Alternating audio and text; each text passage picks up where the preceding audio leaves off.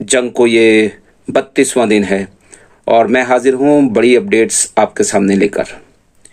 Iran ने अपनी 27वीं लहर जारी कर दी है, जिसमें ईरान ने मिडिल ईस्ट में मौजूद अमरीकी ठिकानों और इसराइल के तेल अवीव शहर को निशाना बनाया।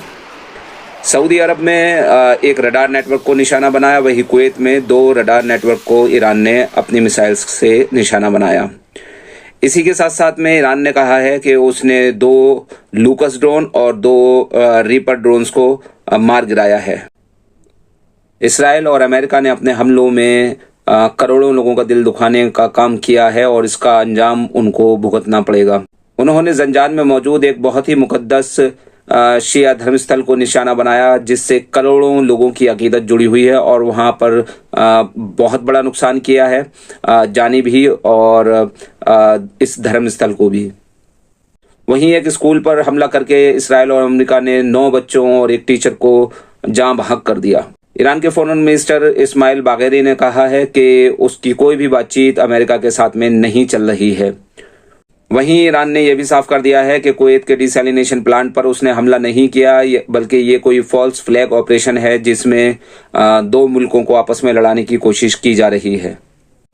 बात करें अगर फ़िलिस्तीन की, तो फ़िलिस्तीन में इसराइल के नेसेट ने एक बहुत ही कंट्रोवर्शियल लॉ पास कर दिया है, जिसके मुताबिक कैदियों को अब फांसी तक की सज़ा दी जा सकती है।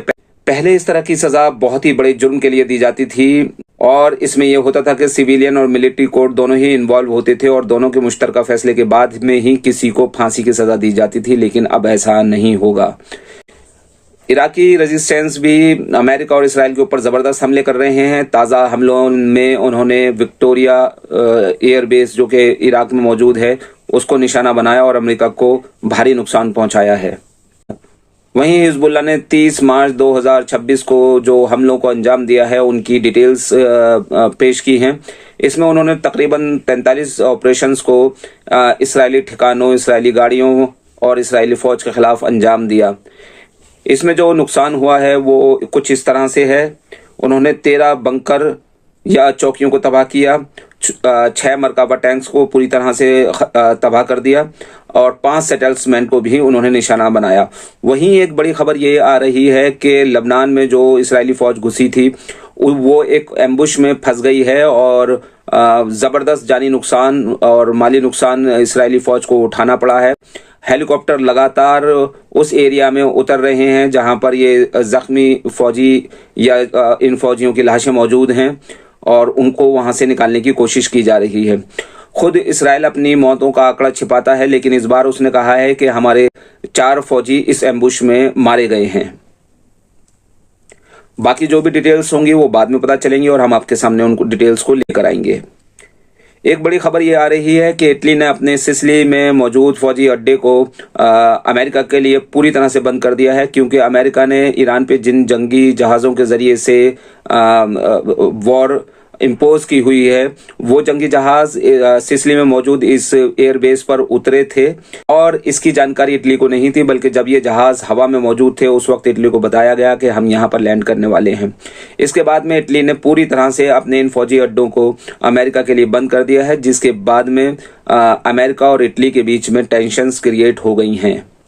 वहीं दोस्तों अगर बात करें पोलैंड की, तो पोलैंड से अमेरिका ने गुजारिश की थी कि वो अपने यहाँ पर मौजूद पैट्रियट सिस्टम को इधर मिडिल ईस्ट या वेस्ट एशिया में तैनात कर दे, लेकिन पोलैंड ने अमेरिका की इस अपील को ठुकराते हुए कहा है कि ये सिस्टम हमारे अपने मुल्क और नाटो के दिफा के लिए है और हम इसको कहीं पर भी शिफ्ट नहीं करेंगे। वहीं एक बड़ी खबर जर्मनी से भी आ रही है। जर्मनी की AfD पार्टी ने कहा है कि हमें स्पेन का रास्ता इख्तियार करना चाहिए कि जिस तरह से उसने अमेरिका को अपनी हुदूद फौजी मूवमेंट के लिए इस्तेमाल करने पर रोक लगा दी थी, इसी तरह से हमें भी करना चाहिए, क्योंकि इसके बाद में हमारे भी जहाज़ स्ट्रेट ऑफ हुर्मुज से सेफ्टी के साथ में पास हो सकेंगे। दोस्तों वहीं UAE पूरी तरह से खुलकर ईरान के खिलाफ खड़ा हो गया है। अभी अरब लीग की हाल ही में जो मीटिंग हुई है उसमें UAE ने साफ तौर पे कहा है कि ये जंग तब तक बंद नहीं होनी चाहिए जब तक कि ईरान से मौजूदा सरकार का पूरी तरह से खात्मा नहीं हो जाता है। दोस्तों एक बहुत बड़ी खबर आ रही है और इसके ऊपर हम तफसील से एक पूरा एपिसोड बनाएंगे वर्ल्ड स्ट्रीट जर्नल ने एक खबर शाये की है और उस खबर के मुताबिक ये है कि डोनाल्ड ट्रंप ने अपने सहयोगियों को ये कहा है कि मैं इस जंग को अब पूरी तरह से बंद कर देना चाहता हूं, भले से स्ट्रेट ऑफ हुर्मुज खुले या ना खुले। दोस्तों, अगर आप इन खबरों को तफसील से जानना चाहते हैं तो प्लीज़ कमेंट में बताइए, तो हम आगे चलकर खबरों पर तफसील से वीडियो बनाएंगे, क्योंकि शॉर्ट में बहुत जल्दी जल्दी खबरों को बताना पड़ता है और सारी ही खबरें इम्पोर्टेंट थीं। बहरहाल, अगर हमारी ये छोटी सी कोशिश आपको पसंद आई तो वीडियो को लाइक कीजिए, शेयर कीजिए और चैनल को सब्सक्राइब कीजिए। देखते रहिए नुक्कड़नामा।